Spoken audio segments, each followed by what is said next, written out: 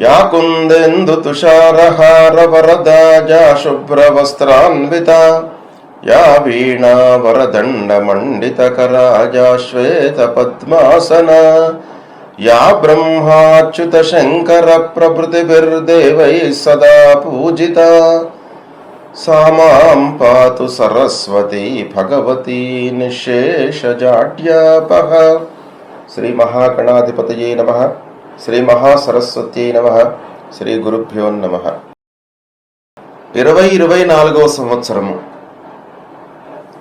జనవరి మాసంలో మిథున రాశి వారికి గోచార ఫలితాలు ఎలా ఉంటాయి అనేటువంటి విషయాన్ని తెలుసుకుందాము. ముందుగా మిథున రాశిలోకి ఏ నక్షత్రాలలో జన్మించినటువంటి వాళ్ళు వస్తారు, ఏ అక్షరాలతో ప్రారంభమయ్యేటువంటి వ్యవహారనామం కలిగినటువంటి వాళ్ళు వస్తారో తెలుసుకుందాం. మృగశిర నక్షత్రం 3, 4 పాదములలో జన్మించినటువంటి వాళ్ళు, ఆరుద్ర నక్షత్రం 1, 2, 3, 4 పాదములలో జన్మించినటువంటి వాళ్ళు, పునర్వసు నక్షత్రం 1, 2, 3 పాదములలో జన్మించినటువంటి వాళ్ళందరూ కూడాను మిథున రాశి కిందికి వస్తారు. అంతేకాకుండా కా, కి, కు, ఘం, జ్ఞ, ఛ, కే, కో, హ అనేటువంటి అక్షరాలతో ప్రారంభమయ్యేటువంటి వ్యవహారనామం కలిగినటువంటి వాళ్ళందరూ కూడాను మిథున రాశి కిందికి వస్తారు.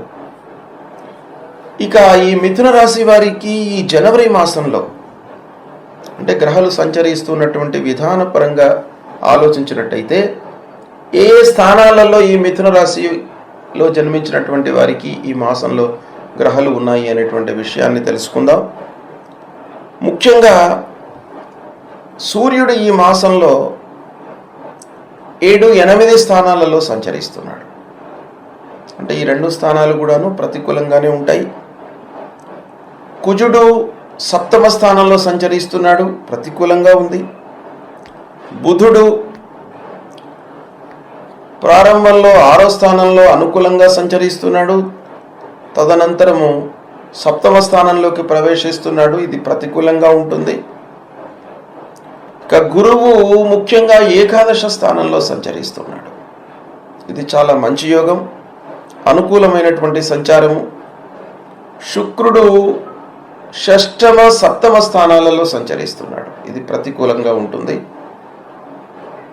ఇక శనైశ్వరుడు భాగ్యస్థానంలో సంచరిస్తున్నాడు, ప్రతికూలంగా ఉంది. రాహువు 10వ స్థానంలో ప్రతికూలంగా సంచరిస్తున్నాడు, కేతువు అర్ధాష్టమ స్థానంలో ప్రతికూలంగా సంచరిస్తున్నాడు. ఈ విధంగా గ్రహస్థితి ఉంది. అంటే ఓవరాల్గా మనం చూసినట్టయితే బుధుడు 6వ స్థానంలో సంచారము శుభప్రదంగా ఉంటుంది. ప్రధానమైనటువంటి గ్రహ గురువు ఏకాదశ స్థానంలో ఉన్నాడు, ఇది బాగా ఉంటుంది. ఇక మిగతా గ్రహాల యొక్క సంచారం ప్రతికూలంగా ఉంది అనేటువంటి విషయం మనకు తెలుస్తుంది. అయితే ఈ గ్రహస్థితి మూలకంగా మిథున రాశి వారికి ఓవరాల్గా నెట్ ఎఫెక్ట్ ఎలా ఉండబోతుంది, సమిష్టి ఫలితాలు ఎలా ఉండబోతున్నాయి అనేటువంటి విషయాన్ని మనము ఆలోచించినట్టయితే ఈ జనవరి మాసంలో మిశ్రమ ఫలితాలు ఉంటాయి. మిశ్రమ ఫలితాలే ఎక్కువగా ఉండడానికి అవకాశాలు ఉన్నాయి. అదేవిధంగా గ్రహస్థితి కూడాను ఉంది. ప్రారంభించినటువంటి పనులు అనుకున్న సమయంలో పూర్తి అవుతాయి. గురువు ఏకాదశంలో ఉన్నాడు, ఇది చాలా బలీయమైనటువంటిది. అంటే మనకు ముఖ్యంగా ఆలోచించవలసినటువంటి విషయం ఏంటంటే అనుకూలంగా సంచరిస్తూ ఉన్నటువంటి గ్రహాల మూలకంగా అనుకూలమైనటువంటి మంచి ఫలితాలు జరుగుతాయి. ప్రతికూలంగా సంచరిస్తూ ఉన్నటువంటి గ్రహాల మూలకంగా దుష్ప్రభావాలు జరుగుతుంటాయి. అయితే వీటన్నిటినీ కూడాను క్రోడీకరించినట్టయితే కొన్ని విషయాలలో మనకు ఓవర్లాప్ అయ్యేటువంటి అవకాశాలు కూడాను ఉంటాయి. అయినా కూడాను మంచి గ్రహం మంచి ఫలితాలు ఇస్తాడు, చెడు స్థానాలలో సంచరిస్తున్నటువంటి చెడు ఫలితాలు ఇస్తాడు. కనుక వీటిని కొంత జాగ్రత్తగా మనము విశ్లేషించి అర్థం చేసుకొని తదనుగుణంగా మనము నిర్ణయాలు తీసుకున్నట్టయితే నష్టము జరగకుండా లాభాలను పొందేటువంటి అవకాశాలు ఉంటాయి. ఇక ప్రారంభించినటువంటి పనులు మీరు అనుకున్నటువంటి సమయంలో పూర్తి అవుతాయి. అనుకున్న విధంగా వాటిని ప్రణాళికాయుతంగా పూర్తి చేస్తారు, వాటిపై మనస్సు నిలుపుతారు, చాలా సంతృప్తిగా పనులను నిర్వర్తిస్తారు, బాధ్యతాయుతంగా పనులు చేస్తారు. ఇక ఈ రాశిలో జన్మించినటువంటి వారు వివాహమయ్యి సంతానం కొరకు ప్రయత్నంలో ఉన్నటువంటి వారు, సంతానం విషయమై ఎదురు చూస్తున్నటువంటి వారికి సంతానము ప్రాప్తి గోచరిస్తుంది, సంతానం కలుగుతుంది. ఇక ఈ రాశిలో జన్మించినటువంటి వారి పిల్లల విషయం ఆలోచించినట్టయితే వారి యొక్క చదువు బాగా కొనసాగుతుంది. మంచి ఉత్తమ సంస్థలలో మీరు వారిని చేర్పించేటువంటి అవకాశాలు బాగా కనపడుతున్నాయి కనుక మంచి సంస్థలో చేర్పిస్తారు. పిల్లల చదువు విషయం మీకు బాగా కలిసి వస్తుంది. ఈ మాసంలో మంచి నిర్ణయాలు తీసుకుంటారు. నలుగురిని అనుభవజ్ఞులను సంప్రదించి వారితో చర్చించి ఏ సంస్థ బాగా ఉంది, ఎక్కడ విద్య బాగా జరుగుతుంది అనేటువంటి విషయాలను బాగా తెలుసుకొని ఆ సంస్థలలో చేర్పించేటువంటి అవకాశాలు బాగా ఉన్నాయి. ఇక వివాహాది ప్రయత్నాల విషయంలో మీకు బాగా అనుకూలిస్తుంది, ప్రయత్నాలు కలిసి వస్తాయి. ఇక చదువు పూర్తయి ఉద్యోగ ప్రయత్నంలో ఉన్నటువంటి వారికి కూడాను ఈ నెల చాలా అనుకూలిస్తుంది. అయితే కొన్ని ఆటంకాలు కనబడుతున్నాయి మిగతా గ్రహాల మూలకంగా. అయినప్పటికీ ఉద్యోగము మీకు లభిస్తుంది, కొత్త ఉద్యోగంలో చేరుతారు.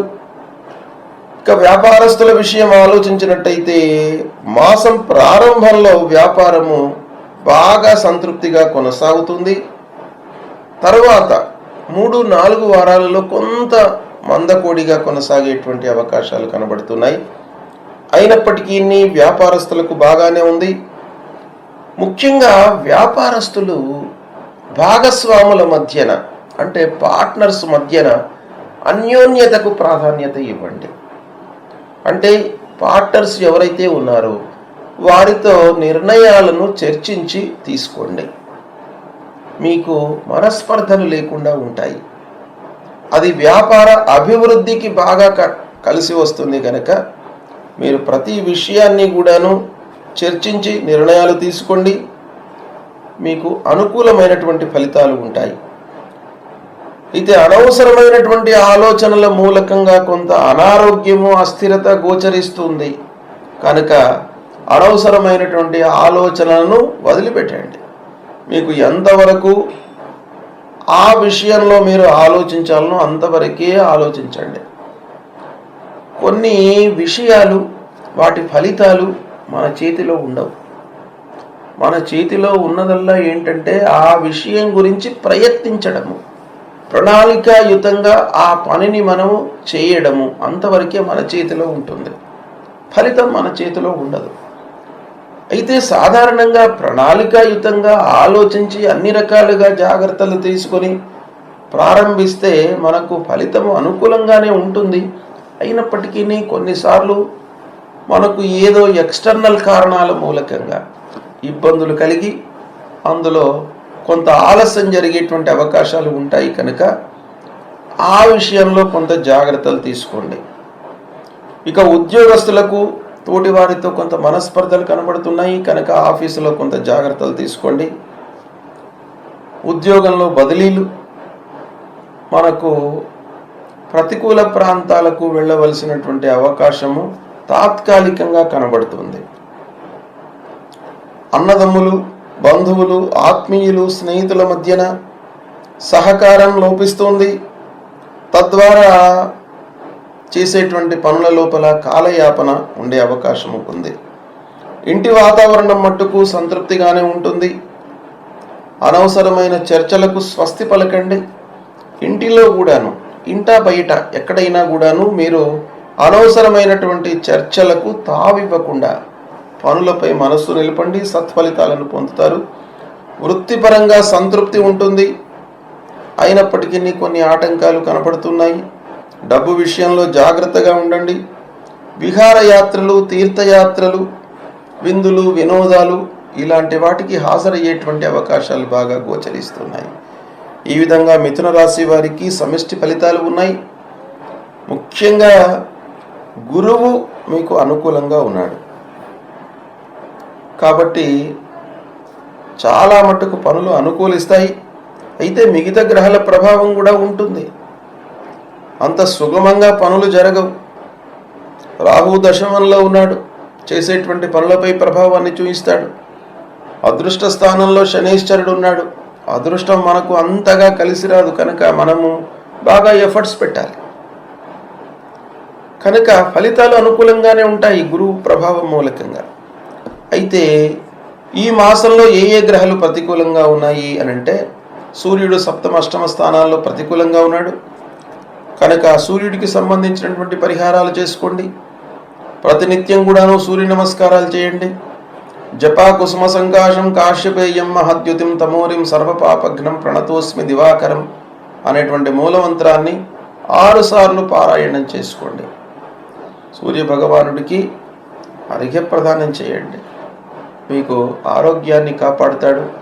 ఆరోగ్యమే మహాభాగ్యం గనక అన్ని విషయాల లోపల కూడాను ఆరోగ్యం యొక్క ప్రాధాన్యత ఉంటుంది. కనుక మీరు సూర్య నమస్కారాలు చేయండి. అంగారకుడి విషయమై ధరణి గర్భ సంభూతం విద్యుత్ కాంచన సన్నిభం కుమారం శక్తిహస్తంచ మంగళం ప్రణమామ్యహం అనేటువంటి మూలమంత్రాన్ని చదువుకోండి.